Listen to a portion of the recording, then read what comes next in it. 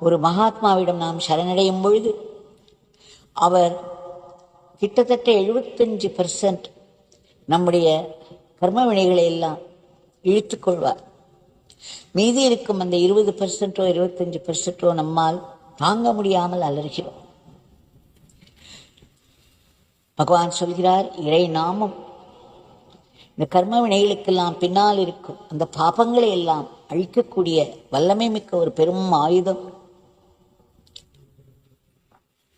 எப்படி ஒரு குடையை எடுத்துக்கொண்டு போனால் மழையிலிருந்து தப்பிக்கிறோமோ, கொதிக்கும் வெயிலிருந்து தப்பிக்கிறோமோ, அதே போல் இந்த நாமத்தை நாம் சுமந்து கொண்டே போக வேண்டும். நாக்கில் இந்த நாம விளக்கை ஏற்ற வேண்டும், மனதிலே அந்த நாமியை பதிக்க வேண்டும். இப்படி செய்யும் பொழுது அந்த நாமமானது நம்மை